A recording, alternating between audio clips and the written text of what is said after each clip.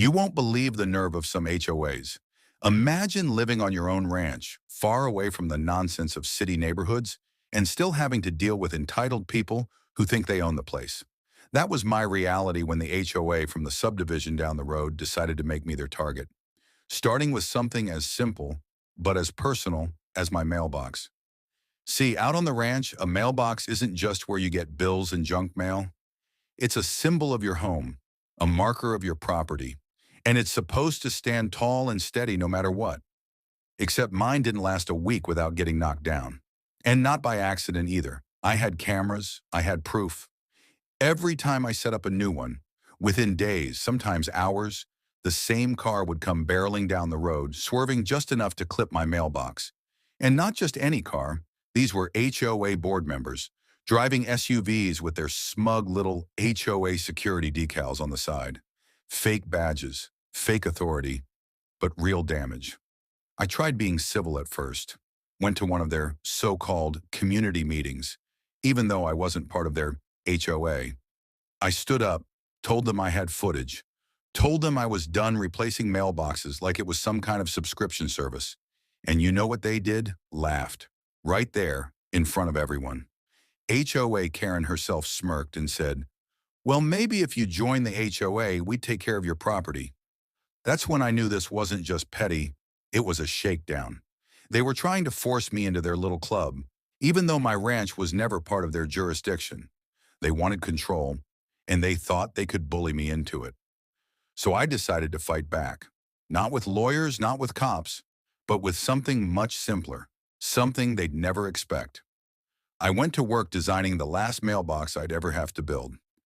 Now let me paint the picture. On the outside, looked normal. A standard ranch-style mailbox painted black, flag on the side, nothing suspicious. But underneath? Oh, this thing was a beast. I sunk a 10-foot steel post into the ground, filled the base with concrete, and capped it with a custom-welded steel plate.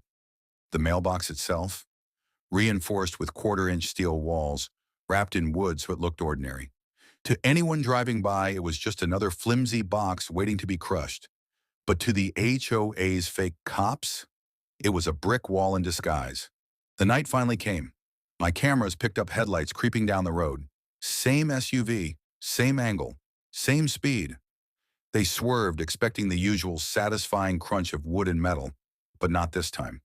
The impact was loud. You could hear it from the porch. Their SUV's bumper crumpled like tin foil. The hood folded, airbags exploded. My mailbox, still standing tall, not even scratched. And the best part? The look on their faces when they stumbled out, dazed, trying to figure out how a mailbox just beat them in a fight. Of course, they tried to play it off, called in their little HOA security team, tried to write me some fake citation, claiming I had installed a dangerous structure. But this time, I called in the real cops. Sheriff's deputies rolled up, took one look at my reinforced mailbox and one look at the wrecked SUV and couldn't stop laughing. Turns out there's nothing illegal about building a mailbox to code, and mine was rock solid, fully compliant. The HOA clowns, on the other hand, they were on the hook for property damage, reckless driving, and filing false reports. Suddenly, their smug grins weren't so smug anymore. Word spread fast. By the end of the week, the whole neighborhood knew what happened. The HOA board stopped sending their fake cops past my road altogether. My mailbox, still standing, stronger than ever. And me? I sit on the porch every evening with a cold drink, looking at that steel post. A reminder that sometimes the simplest solutions hit the hardest. So if there's one thing to take from this story, it's this. Never underestimate a rancher who knows how to build. You can fake authority, you can bully, you can threaten, but you can't outrun karma. And sometimes karma comes in the form of a mailbox you never saw coming.